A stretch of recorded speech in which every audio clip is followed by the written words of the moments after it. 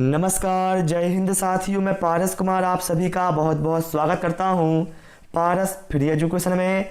साथियों, आज मैं मध्य प्रदेश शिक्षक भर्ती वर्ग 3 के लिए हिंदी का मॉक टेस्ट लेकर आया हूं, जिसमें साथियों टोटल 25 क्वेश्चन हैं। आप सभी लोग ये सोचें, हम एग्जाम हॉल में बैठकर इस टेस्ट को लगा रहे हैं और जो आपका स्कोर आएगा वो आपको कमेंट बॉक्स में बताना है। तो शुरू करते हैं साथियों प्रश्न क्रमांक 1 से। यहाँ पर कहा गया है, निम्न संधियों में से कौन सा गलत उदाहरण है। बताना है यहाँ पर कौन सा गलत है। तो यहाँ पर हम देखें, निष्प्राण का संधि विच्छेद निहि प्लस प्राण होता है, बिल्कुल सही है। निर्धन का संधि विच्छेद निहि प्लस धन होगा, बिल्कुल सही है। निष्फल का संधि विच्छेद निहि प्लस फल होगा, बिल्कुल सही है। निराशा का संधि विच्छेद निहि प्लस आशा होगा और यहाँ पर लिखा हुआ है राशा, जो कि गलत है। तो यहाँ पर हम कह सकते हैं जो विकल्प डी है ये संधि विच्छेद कैसा है, गलत है, यही हमारा राइट आंसर होगा। और इन सभी में विसर्ग संधि होगी, एक पॉइंट भी आपको ध्यान रखना है। चलिए भाई, इसके बाद हम लेते हैं अगला क्वेश्चन। चांदी का जूता मारना, इस मुहावरे का क्या अर्थ है। सभी लोग इसका आंसर कमेंट करें, क्या होगा यहाँ पर राइट आंसर। चांदी का जूता मारना, तो भाई इसका अर्थ होता है घूस देना। क्या होता है? घूस देना। विकल्प डी यहाँ पर हमारा राइट आंसर हो जाएगा। चलिए इसके बाद हम अगला क्वेश्चन लेते हैं। यहाँ पर भाई आपको पेडागोजी के क्वेश्चन भी देखने को मिलेंगे, ठीक है। और आप सभी से रिक्वेस्ट है, यदि आपने वीडियो को अभी तक लाइक नहीं किया है, वीडियो को लाइक करें, शेयर करें और चैनल को सब्सक्राइब करें। हिंदी भाषा की कक्षा में एक शिक्षक बच्चे से क्या अपेक्षा करता है। मान लीजिए आप एक हिंदी के टीचर हैं, आप अपने बच्चों से क्या अपेक्षा करेंगे। अपनी मातृभाषा का बिल्कुल भी प्रयोग ना करें, तो भाई ये तो गलत बात है। बच्चे सवालों के बंधे बंधाए जवाब दें, गलत।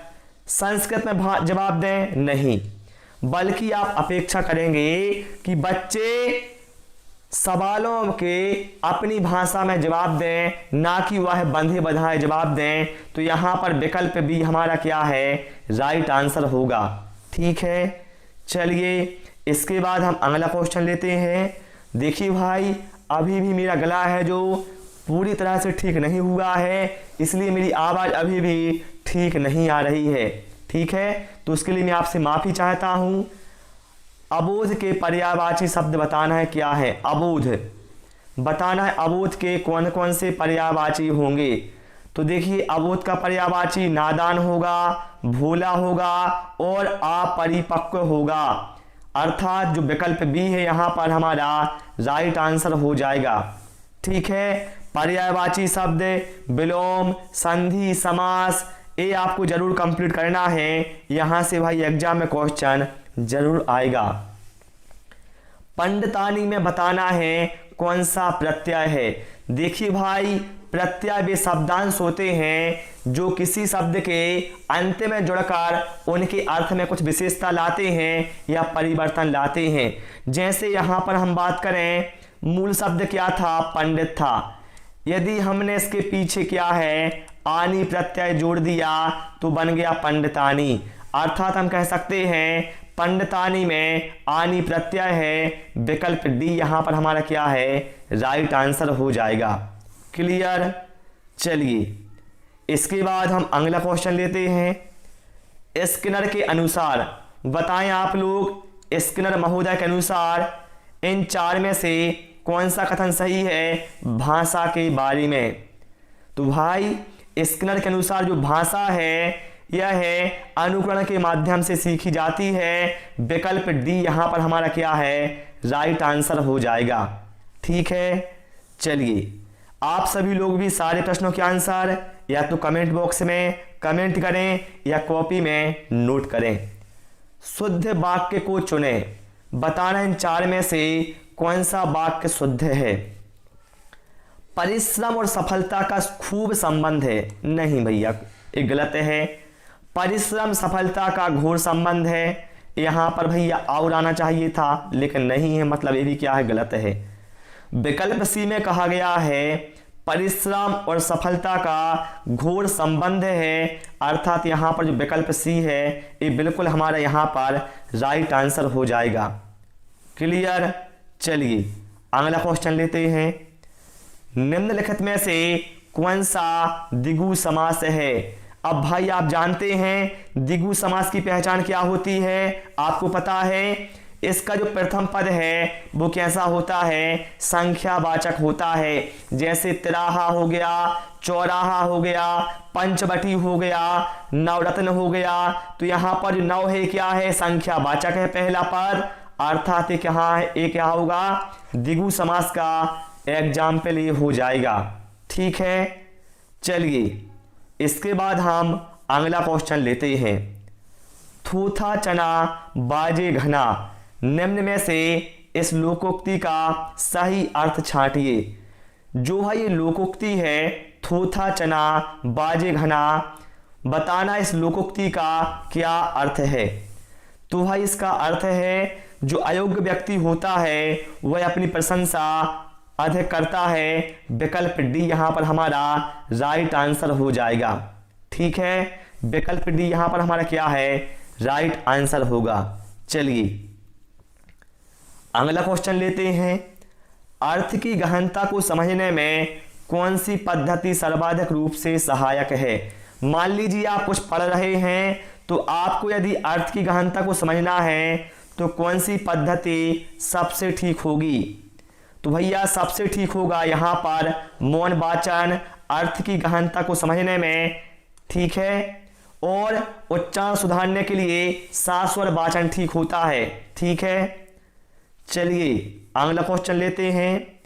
संभवतः आज वर्षा हो जाए, बताना है अर्थ के आधार पर इस वाक्य का भेद क्या है। संभवतः आज वर्षा हो जाए, मतलब यहां पर क्या है, संभावना भैया वर्षा हो जाए, मतलब निश्चित नहीं है। अर्थात ये कैसा वाक्य है, यह एक संदेहवाचक वाक्य है, क्योंकि यहां पर क्या है, निश्चित नहीं है। यहां पर संदेह है कि भैया वर्षा हो भी सकती है और वर्षा ना भी हो। ठीक है। और इच्छावाचक में क्या होता है, इच्छा प्रकट होती है। ठीक है। चलिए इसके बाद अगला क्वेश्चन लेते हैं। पड़ी अचानक नदी अपार, घोड़ा उतरे कैसे पार, राणा ने सोचा इस पार, तब तक चेतक था उस पार। बताना इन पंक्तियों में कौन सा अलंकार है। देखिए भाई, जहां पर बहुत बड़ा चढ़ाकर बताया जाता है, अर्थात लोक सीमा से बाहर की बात की जाती है, वहां पर अतिशयोक्ति अलंकार होता है। अर्थात विकल्प सी यहां पर हमारा राइट आंसर होगा। जैसे हनुमान की पूंछ में लगन न पाई आग, लंका सारी जल गई, गए निशाचर भाग। और वर्तमान समय में हम देखें जो हमारे मुख्यमंत्री जी हैं, जो हमारे मामा जी हैं, उनकी हर बात भी क्या है, अतिशयोक्ति अलंकार का एग्जाम्पल होती है, क्योंकि वो भी क्या है, बहुत लोक सीमा से बाहर की बात करते हैं। 20 लाख लोगों को रोजगार मिलेगा हर महीने, इतने लाख लोगों को रोजगार मिलेगा, होता भाई कुछ नहीं है। ठीक है। चलिए इसके बाद हम अगला क्वेश्चन लेते हैं। समीर, सागर और कुसुम आ गए हैं, रचना के आधार पर बताना है यह कौन सा वाक्य है। समीर, सागर और कुसुम, तो यहां पर आप देखें भाई, इस वाक्य में केवल एक ही क्रिया है और केवल एक ही वाक्य है। या हम कह सकते हैं जिस वाक्य में केवल एक ही उद्देश्य होता है और एक ही विधेय होता है, वहां पर होता है सरल वाक्य। विकल्प ए यहां पर हमारा राइट आंसर होगा। ठीक है। चलिए इसके बाद हम अगला क्वेश्चन लेते हैं। हिंदी भाषा का आकलन करते समय आप किस बिंदु को सर्वाधिक महत्व देंगे। आप एक हिंदी के टीचर हैं, आप हिंदी भाषा का आकलन कर रहे हैं, तो बताएं आप किसको आप विशेष महत्व देंगे। तो भैया हम सबसे अधिक महत्व देंगे सहज अभिव्यक्ति को। इसमें क्या है, बालक या बच्चा स्वयं अपने विचार प्रकट करेगा, ठीक है, ना कि जो उसने किताब में पढ़ा हुआ है वैसे के वैसे जवाब देगा, बल्कि वो क्या करेगा, अपनी भाषा में उसको अभिव्यक्त करेगा। ये होगा यहां पर मेन पॉइंट, ठीक है। चलिए अगला क्वेश्चन लेते हैं। तत्वों का संधि विच्छेद बताना है, क्या होगा। बहुत ही शानदार लाजवाब क्वेश्चन है भाई, और ये वो शब्द हैं जो एग्जाम में बार बार रिपीट होते हैं। तत्व, तो भाई इसका जो संधि विग्रह है वो होता है तत्र प्लस एव, ठीक है। अर्थात जो विकल्प ए है यहां पर हमारा राइट आंसर होगा। और पूछा जाए यहां पर संधि कौन सी होगी, तो भैया यहां पर होगी वृद्धि संधि, ठीक है। तत्र हो गया, तथ्यो हो गया, जब आपको ऐसे शब्द मिले तो भाई यहां पर वृद्धि संधि होगी। ओके, चलिए अगला क्वेश्चन लेते हैं। प्रभा का पर्यायवाची नहीं है, बताना है इनमें से कौन सा प्रभा का पर्यायवाची नहीं है। तो यहां पर हम देखें, रश्मि भैया प्रभा का पर्यायवाची होता है, मरीचि भी क्या है, प्रभा का पर्यायवाची होता है, दीप्ति भी क्या है, प्रभा का पर्यायवाची होता है। लेकिन यहां पर भाई जो तिमिर लिखा हुआ है ए भैया अंधकार का पर्यायवाची होता है। अर्थात हम कह सकते हैं जो तिमिर है ये अंधकार का प्रभा का पर्यायवाची नहीं है। विकल्प सी यहां पर हमारा राइट आंसर होगा। चलिए अगला क्वेश्चन लेते हैं। टा वर्ग का उच्चारण स्थान क्या है। टा वर्ग बताइए, जो टा वर्ग भैया इसका उच्चारण स्थान क्या होता है। टा हो गया, ठा हो गया, डा हो गया, ढा, इनका तो भैया ये सभी आते हैं मूर्धन्य के अंतर्गत, ठीक है। किसके अंतर्गत आते हैं, मूर्धन्य के अंतर्गत आता है टा वर्ग। और साथियों जो चा वर्ग होता है, चा वर्ग आता है तालव्य के अंतर्गत। और जो पा वर्ग होता है जैसे पा, फा, बा, भा, मा, ये आता है ओष्ठ के अंतर्गत, ठीक है। चलिए इसके बाद हम अगला क्वेश्चन लेते हैं। बहुभाषी कक्षा से क्या तात्पर्य है, बताएं आप लोग। बहुभाषी कक्षा से क्या तात्पर्य है। देखिए बहुभाषी का मतलब क्या है, बहुत सारी भाषाएं, और कक्षा का मतलब कक्षा, मतलब ऐसी कक्षा जहां पर बहुत सारी भाषाओं का अध्यापन किया जाता है वह कहलाती है बहुभाषी कक्षा। विकल्प सी यहां पर हमारा क्या है भैया, राइट आंसर हो जाएगा। क्लियर। चलिए इसके बाद हम अगला क्वेश्चन लेते हैं। परमार्थ में बताना है कौन सी संधि है। परमार्थ, पहली बात तो भैया इसका विग्रह बताएं आप क्या होगा। तो भैया इसका विग्रह क्या होगा, परम प्लस अर्थ है। क्या होगा, परम प्लस अर्थ इसका विग्रह होगा। और यहां पर आप देख रहे हैं आ प्लस आ का मेल हो रहा है, अर्थात यहां पर दीर्घ संधि भैया हो जाएगी। विकल्प ए यहां पर हमारा क्या है, राइट आंसर हो जाएगा, ठीक है। चलिए अगला क्वेश्चन लेते हैं।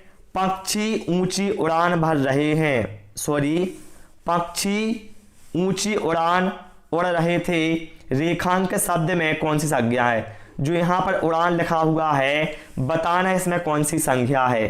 देखिए भाई जहां पर भावना या भाव प्रकट होता है, या जिसको हम ना देख सकते हैं ना छू सकते हैं, या कहा जाए या कोई अवस्था है, तो उसे भैया भाववाचक संज्ञा कहा जाता है। जैसे हम बात करें मिठास हो गया, मिठास क्या है, भाववाचक संज्ञा है। खटास क्या है, भाववाचक संज्ञा है। अपनापन क्या है, भाववाचक संज्ञा है। ईमानदारी क्या है, भाववाचक संज्ञा है, ठीक है। तो ये क्या है, ये भी क्या है भैया, एक भाववाचक संज्ञा है। विकल्प सी यहां पर हमारा राइट आंसर होगा। जैसे बचपन, ये एग्जाम में कई बार पूछा गया है। बचपन, बचपन भैया क्या है, एक भाववाचक संज्ञा है, क्योंकि अवस्था है, ठीक है। चलिए इसके बाद हम अगला क्वेश्चन लेते हैं। कक्षा 1 में लिखना खाली स्थान से प्रारंभ होता है। देखिए भाई जब कक्षा 1 में कोई बच्चा जाता है तो वह सीधा वाक्य नहीं लिखता, ना वह सीधा अक्षर लिखता है, बल्कि भाई या कोई भी बच्चा है वह चित्र बनाने से क्या है, स्टार्ट करता है। आप लोगों ने देखा होगा पहले बच्चों को स्लेट और पेंसिल दी जाती है, तो बच्चा क्या है स्लेट में ऐसे ऐसे यहाँ वहाँ के चित्र बनाते रहता है। और इस मत का जो समर्थन भैया गांधी जी ने किया है, उन्होंने कहा है कि जो चित्र हैं वह भी क्या हैं, एक तरह से अक्षर हैं। विकल्प डी यहाँ पर हमारा राइट आंसर होगा। चलिए, लिखाई शब्द में प्रयुक्त प्रत्यय पहचानिए। बताएं आप लोग, लिखाई शब्द में कौन सा प्रत्यय है। बता चुका हूं भाई मैं प्रत्यय की डेफिनेशन, ठीक है, ये पीछे जोड़े जाते हैं। तो देखिए यहां पर हम देखें, लिखाई का यदि हम विग्रह करेंगे तो क्या होगा, लिख प्लस आई। मतलब यहां पर क्या हो रहा है, जो मूल शब्द है वो क्या है, लिख है, ठीक है, और इसमें हमने क्या किया, आई प्रत्यय जोड़ दिया तो बन गया लिखाई। अर्थात यहां पर जो प्रत्यय है वो क्या होगा, आई प्रत्यय होगा। विकल्प डी राइट आंसर हो जाएगा। अगला क्वेश्चन लेते हैं। प्राथमिक स्तर की पाठ्य पुस्तक में दिए गए प्रश्न को ध्यान से पढ़िए।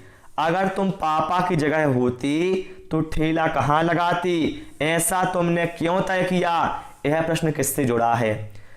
देखिए, अगर तुम पापा की जगह होती तो ठेला कहाँ लगाती और ऐसा तुमने क्यों तय किया। मतलब ये क्या है, ये जो प्रश्न है भैया ये चिंतन क्षमता के विस्तार से संबंधित है, क्योंकि बच्चे के जो विचार हैं, बच्चा कहाँ तक सोच सकता है, ये प्रश्न ये क्या यहाँ पर आपको बता देगा। विकल्प डी यहाँ पर हमारा राइट आंसर हो जाएगा। ठीक है, अगला क्वेश्चन लेते हैं। श्री गणेश शब्द का विलोम अर्थ शब्द क्या है। बताएं आप लोग, श्री गणेश का विलोम क्या होगा। तो भैया श्री गणेश का अर्थ क्या होता है, प्रारंभ करना होता है ना, तो इसका विलोम क्या होगा, समाप्त करना।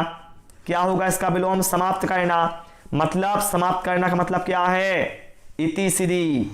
इति श्री का अर्थ होता है समाप्त करना। ठीक है, अर्थात हम कह सकते हैं श्री गणेश का विलोम होगा इति श्री। ठीक है, चलिए अगला क्वेश्चन लेते हैं। प्राथमिक स्तर पर पढ़ना सिखाने की शुरुआत के लिए आप किस सामग्री को सर्वाधिक महत्व देंगे। प्रश्न ध्यान से समझा करो। पढ़ना सिखाने की आपको क्या है, शुरुआत करना है, तो भैया शुरुआत करने के लिए सबसे अच्छा होगा रोचक कहानी, क्योंकि बच्चे कैसे हैं, छोटे हैं, तो वह कहानी में क्या है, इंटरेस्ट लेते हैं। ठीक है, विकल्प भी यहाँ पर हमारा राइट आंसर होगा। तो प्यारे साथियों, आज इस क्लास में इतना ही। आपको हमारी क्लास कैसी लगी, आपने कितना स्कोर किया है, वो आप कमेंट बॉक्स में कमेंट करें। Thanks for watching this video.